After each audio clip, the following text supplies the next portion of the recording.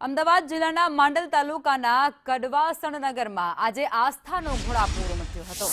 રામનવમીના શુભ અવસરે અહીં નવનિર્મિત શ્રી રામ મંદિરનો ત્રિદિવસીય પ્રાણ પ્રતિષ્ઠા મહોત્સવ હર્ષોલ્લાસ સાથે સંપન્ન થયો છે। બપોરે 12:39 કલાકે અભિજીત મુહૂર્તમાં મર્યાદા પુરુષોત્તમ ભગવાન શ્રી રામચંદ્રજી, માતા જાનકી અને લક્ષ્મણજીની પ્રતિમાઓની ગર્ભગૃહમાં શાસ્ત્રોક્ત વિધિ સાથે સ્થાપના કરવામાં આવી હતી અને આ પ્રસંગે મંદિરના શિખર પર કળશ અને ધ્વજારોહણની વિધિ પણ યજમાનો દ્વારા ભાવભક્તિથી પૂર્ણ કરવામાં આવી હતી। તમે જોઈ રહ્યા છો કે નૂતન રામ મંદિર એનું નવનિર્માણ થયું છે। એના ત્રિદિવસીય પ્રાણ પ્રતિષ્ઠાનો ભવ્યથી ભવ્ય કાર્યક્રમ થયો છે। કડવાસણ ગામ વર્ષોથી ધર્મ સાથે એટલી જ આસ્થાથી જોડાયેલું છે। ભગવાન શ્રી રામ મંદિરમાં બિરાજી ચૂક્યા છે। પછી ગામ 3 દિવસથી ગામના દરેક નાગરિક ભોજનનો પ્રસાદનો લાભ લે છે। આજુબાજુના દરેક ગામમાંથી લોકો હજારોની સંખ્યામાં દર્શન અને ભોજન પ્રસાદ લેવા માટે પધારી રહ્યા છે।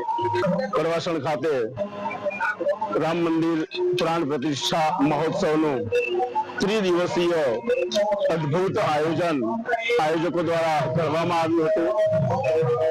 રાઘવેન્દ્ર સરકારની અને પરિવારની મૂર્તિઓ કડવાસણ મુકામે આવી।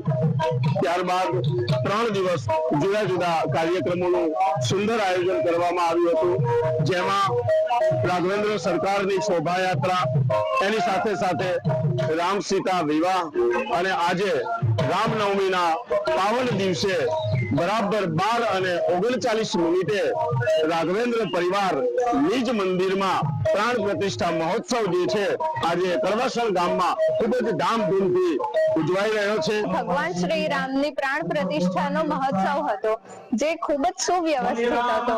ભગવાન શ્રી રામના આ ત્રિદિવસીય મહોત્સવ પ્રાણ પ્રતિષ્ઠા મહોત્સવમાં ખૂબ જ આનંદ આવે એ માટે ઘણી મહેનત હતી અને સૌથી વધારે તે અમારા આજુબાજુના વિસ્તારના મહાન સંતો એમના દ્વારા લોકગાયકો, રાસ ગરબા તથા સંતવાણીનું પણ આયોજન કરવામાં આવ્યું તથા